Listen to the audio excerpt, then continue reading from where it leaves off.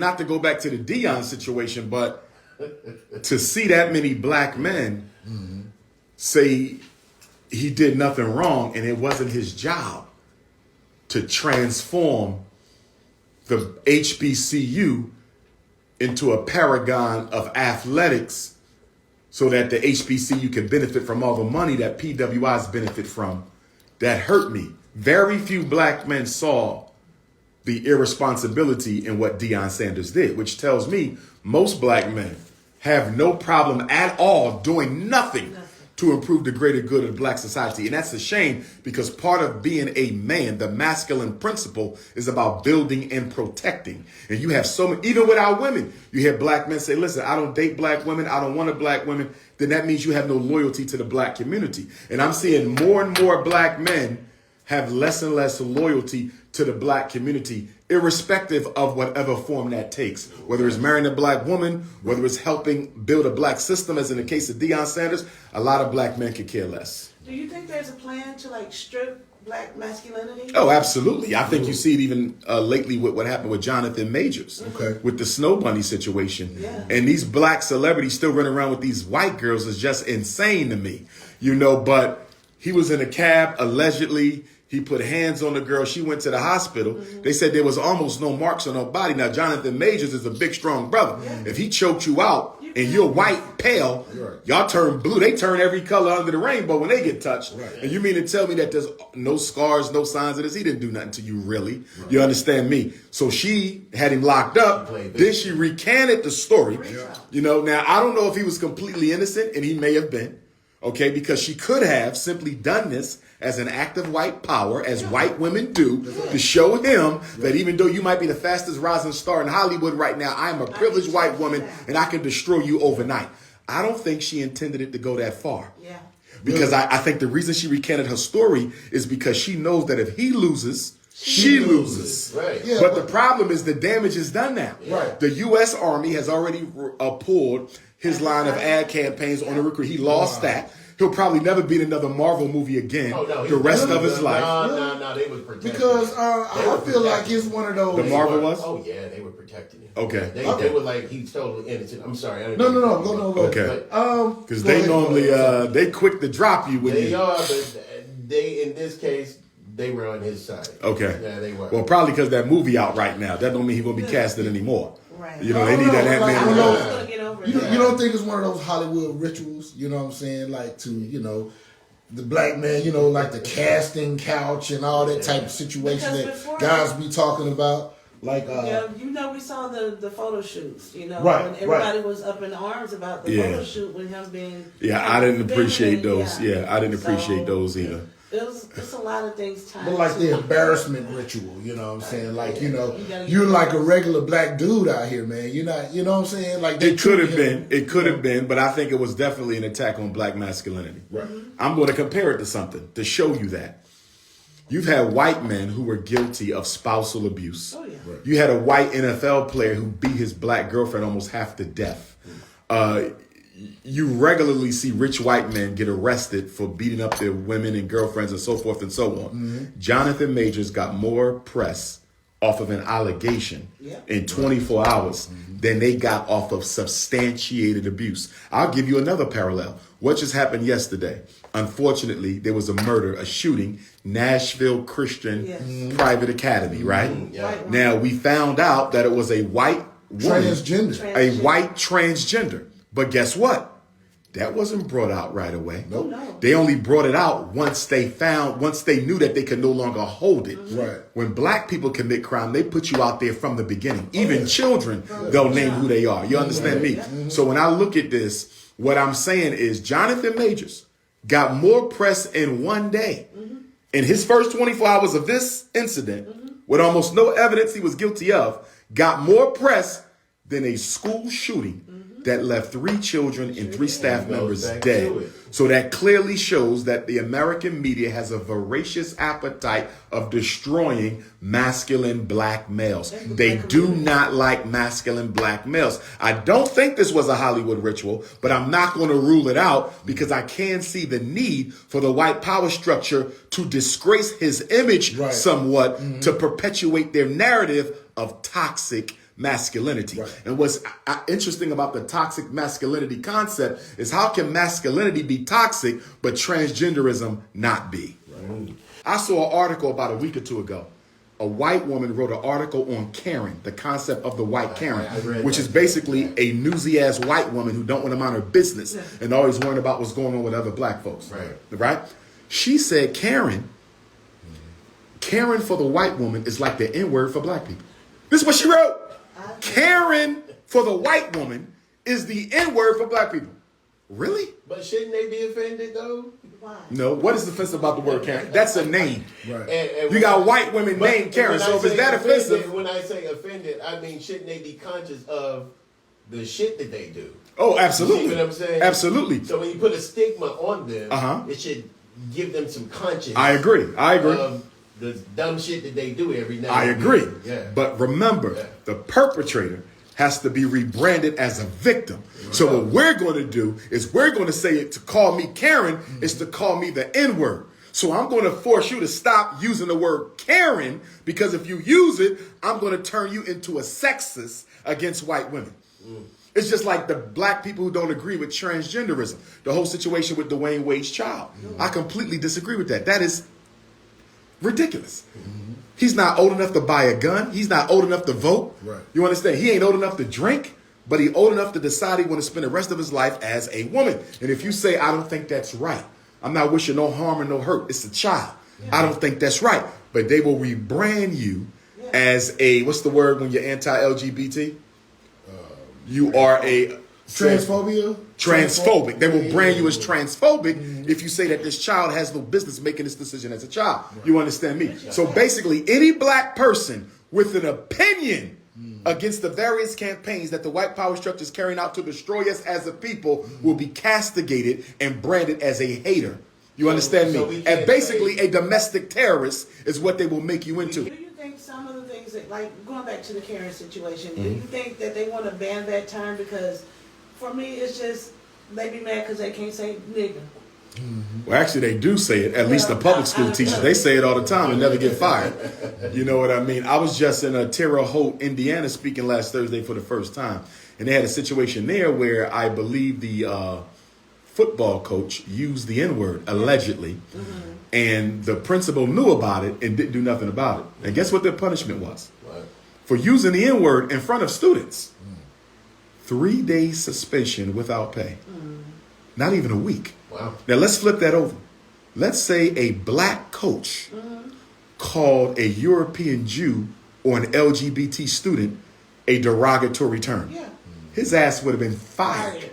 But because you only offended black people, 3 days without pay. But I blame us for that. Because one thing we don't do that we used to do in the age of Dr. King, we were known as a people for showing up and showing out. We don't do that no more. Back then, you do something against a black person, you got 20,000 blacks. And when you lock them up, another wave is coming. You couldn't stop it. So the government said, listen, we just got to change the rules because they are disrupting society with their aggressive protesting. See, we will protest in a peaceful way. It doesn't change nothing. They showing up to stop that business from conducting any more business until you address this situation. Black people got to start doing that again. You're not going to change this with voting in legislation. It has to be black people power, and it needs to be uncompromising, unapologetically black people power. But what do you say to the people? We got to show people we're not afraid. Who think voting, you got the elders who think voting is the way. That's because you know what I'm saying? You're talking about a generation who never thought they would get the right to vote, and during whose time voting was one of the best ways to achieve political economic equality. It's not no more. Because every time you get something that should be the solution, the white man moves the goalposts. So now since Negroes have the right to vote, voting will no longer matter the way it used to. You understand? So now all we're going to do is finance the campaign. So whoever win, we going to own them anyway. So it don't matter if the black people vote because they don't own the candidates. We own the candidates. And that's the problem that we got. Voting means nothing unless you own that candidate. We don't choose them. We let the white power structure choose them, and then we go and vote for them. Well, if the government chose Barack Obama, if the Democratic Party chose Obama, If they chose Biden, if they chose Kamala, that means they own them. Whether you vote for them or not, they're never going to be loyal to you. We have to start financing our liberation. We're the only people who do not use our money to finance our liberation. You can't name one campaign in Black America right now where we are using our own money to improve our reality. You can't name one. Well, I disagree. I see Dame Dash doing things. Like what? Be specific with me. I see him doing his own sneaker line. That has nothing to do with political economic liberation. But you said not doing their own thing. No. Not. Let me clarify. Yeah. Not doing anything relevant. Okay. Selling sneakers is not relevant. Well, he does have a film production. I'm not knocking him. I'm not relevant? Making his. No, it's not. Okay. Let me give you what's relevant. Miseducation, mass incarceration, gentrification, police brutality and genocide, and access to wealth. Tyler Perry's studio and Dame Dash studio is not affecting any of those major problems. Now let's look at the institutions that we need. It's the exact opposite. Schools, banks, hospitals, supermarkets, manufacturing, and distribution. I do think that Dame does have a school. I think. I don't want to make this specific about Dame Dash because I respect him. Right. So we're just saying. But you got people like that. That are trying to do some things, with some. But I want you to give me somebody, because this is like the conversation me and Charlamagne had on the Breakfast Club. All right. He couldn't answer it, and I want you to see if you can answer it, and you won't be able to because there's no answer. Name me the Black celebrity attacking one of the major 5 problems I mentioned or building one of the main 5 institutions I just mentioned. That's the stuff that matters. You got it. Not sneakers and movies. Okay. The topic you talked about yesterday on YouTube, the multiculturalism. All right. You gave it direct. At the 19th minute mark, I noticed where you said where black people would feel uncomfortable, supposedly in a room full of different races of people. Yes. Okay, could you reiterate that? Because of the low racial self-esteem that we have as a group, and because of the psychological hopelessness that we suffer from as a people, and because of the psychological homelessness that also affects us as a community, whenever we get around non-black people, especially white, but it's true for all groups, we tend to want to play the court jester. Our anxiety and uncomfortability leads us to go out of our way to make everyone else comfortable so they will accept us. So we will say insulting things about ourselves, insulting things about the black community. We'll feed into stereotypes. We'll start acting like a fool or a clown to make all of them comfortable. It's our anxiety, our racial anxiety, being amongst a group of people who don't value you and don't want you there. It often triggers subconsciously in the mind of a Negro that plantation slave mentality and that plantation slave behavior that says we have to keep the master comfortable at all costs. But in that statement, you're saying, so you don't think that the other races of people, when they're around the other races of people, think the same thing or tend to do the same type of, or have the same type of behavior? To some extent, yes, I've seen it. But not to the extent we do it. Right. Not to the extent we do it. Because when we walk into a room, one thing is absolutely clear. Nobody else in the room really desires us to be there. Most of us know we are tokens. We know that when we walk in there. You're only here so we don't look like the races that we are. You are a token. And every other group in America is united against our best interests. So even though you might be in a room with one white person, one Asian, one Arab, one Latino, one East Indian, one Native American, one European Jew, they are all collectively opposed to black people. So multiculturalism is a sham and a farce because nobody's interested in inclusion for black people. Okay. If they were interested in inclusion for black people, you wouldn't see as many homeless. You wouldn't see as many incarcerated. You wouldn't see as many unemployed. Someone would have to show me the inclusion for black people. Even when you look at affirmative action, which was supposed to be the inclusionary policy, it benefited homosexuals, physically white handicapped, and white women more than it benefited black people. Although on paper, the civil rights bill, the affirmative action policies claim to be inclusionary programs, they never sought to include black people, only to give you the illusion of inclusion. Okay. So how about when they use the term people of color? When they People of color you know, is a distractionary term. So what people of color says is, we don't want to empower blacks, but we can't come out and say that. We have to look like we care. So what we're going to do is we're going to lump all non-white people in this generic term of people of color. Right. This way, it looks like we're talking about black people. Right. We're serving black people, Right. but we're really talking about all non-whites who are other than black. Right. So for example, let's say Jackson, Mississippi. Hypothetically, you look at the city and you say, or the state, let's look at the state of Mississippi. What percentage of state contracts went to black people? The governor may say, we gave 20% of our contracts to minorities or people of color. I didn't ask you how many contracts you gave to minorities. And I didn't ask you how many contracts you gave to people of color. I asked you how many contracts you gave to black people. Because guess what? If we allow ourselves to be clumped in with all non-whites as people of color, they can give 20% of the contracts to people of color and not a single black get one. You see that? Yes. Exactly. So the definitions that we use that allow us to be multiculturalized in with other anti-black, non-white people will ultimately be used to disenfranchise us. But psychologically, they get away with it because we as a race are not comfortable standing alone. That's why whenever we have a march or protest, if you notice, most of the time when we speak, we're including other groups in who have nothing to do with it. Right. Take the George Floyd protest.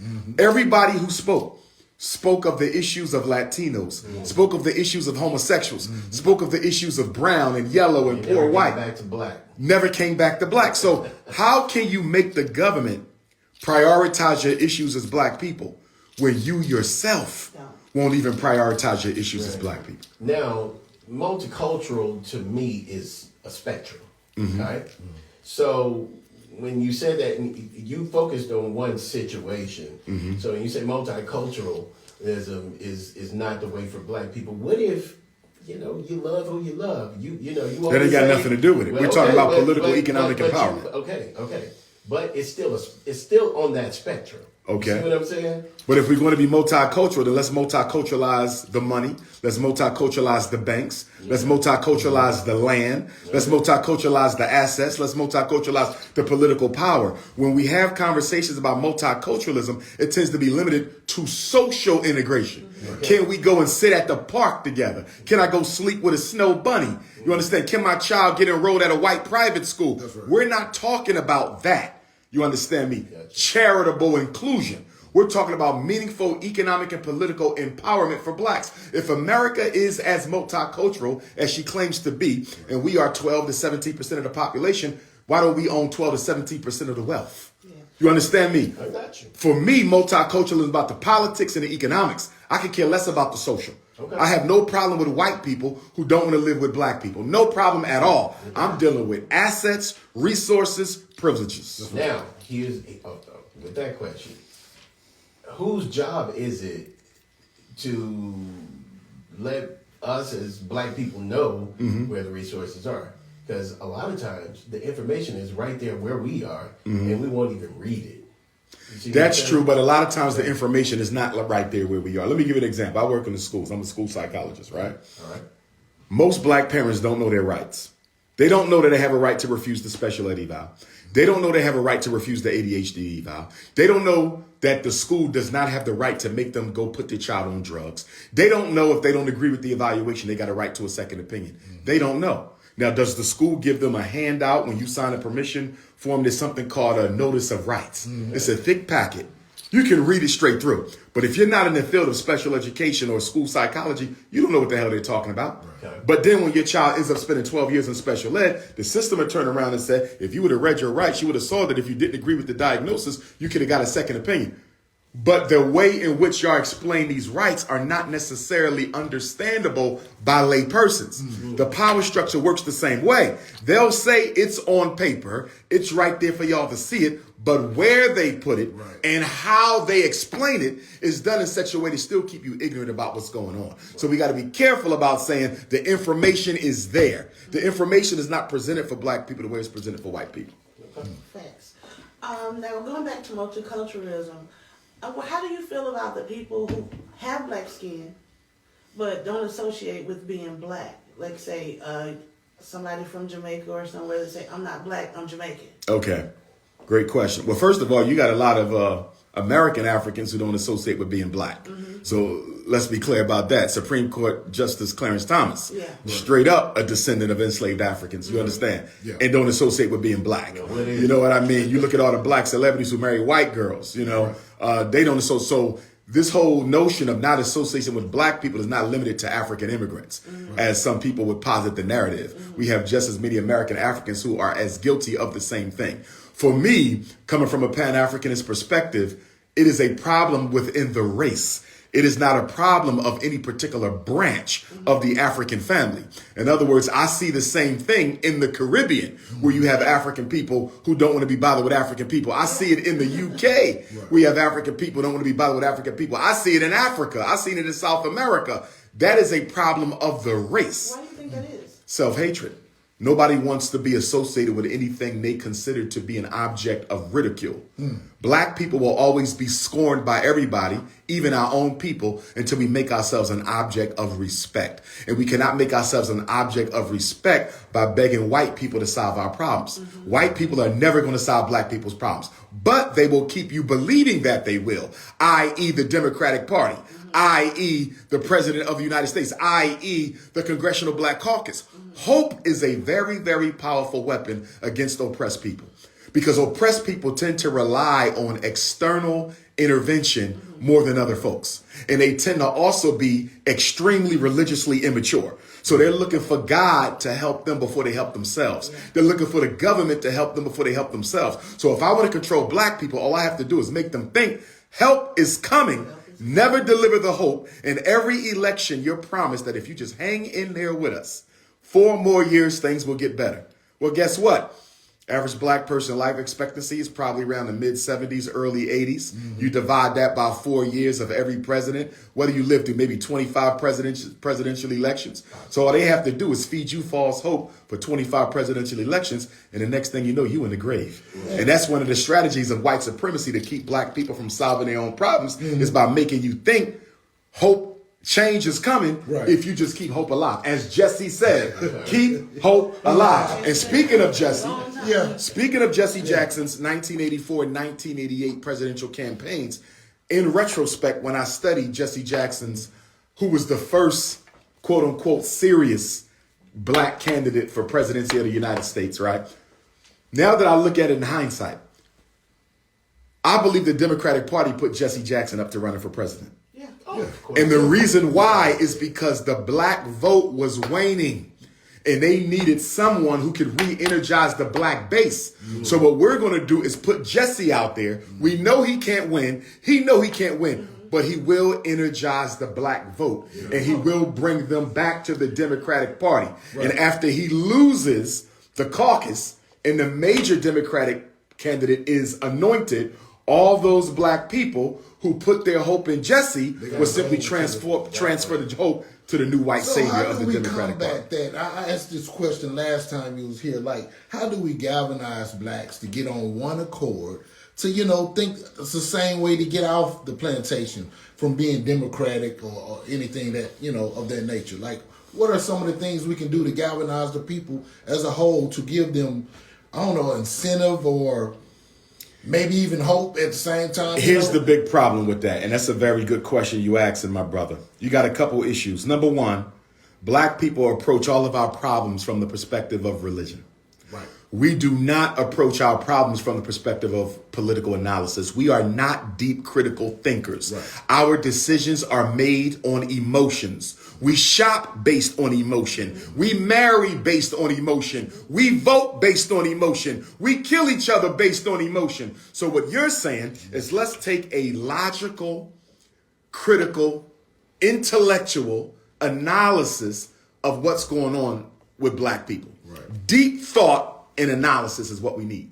Black people don't solve their problems like that. We have been brainwashed by black religion to use our imaginations and our emotions. And that's exactly what the power structure uses to keep us hooked into their agenda. That's the problem. Black people don't want to think. We want to feel good. And anything that makes us feel good will get our loyalty. So what we have to do is we have to separate out black people who are ready to think from black people who are only interested in feeling better. How do you move all of that? I think it's the generation.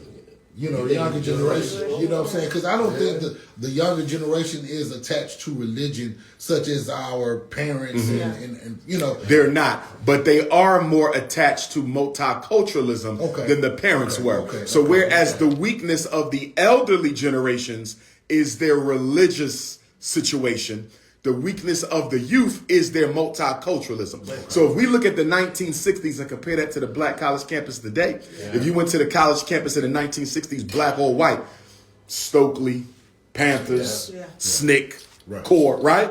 Active. It was all about black issues. Right. Go to a college campus today, we fighting LGBT, we fighting the environment, we're fighting for multiculturalism, we're fighting to get more blacks in the Republican Party. Anything except what matters to us, our young people on the college campuses are involved in that. It is a complete 365 degrees from where we were. Right. Is it 360 or 365 degrees in a complete circle? 360. No, 360. 360. It's a complete 360-degree turn from where we was back in the 1960s. They have multiculturalized our young people, and our young people are also more materialistic. That's another weakness. So the strengths of the elders are the weaknesses of the youth, and the strength of the youth are the weaknesses of the elder. So the youth are very much more about X's and O's, measurable gain. But they're also more selfish, and they're also more multicultural. But where's the sweet spot in that? I think the sweet spot is with us. Okay. You're talking about our generation. Yeah. With the sweet spot. Yeah. But the problem with our generation, we suffer from both sides. We got the materialism, the multiculturalism, and the religious feel-goodism. The grandparents. Exactly.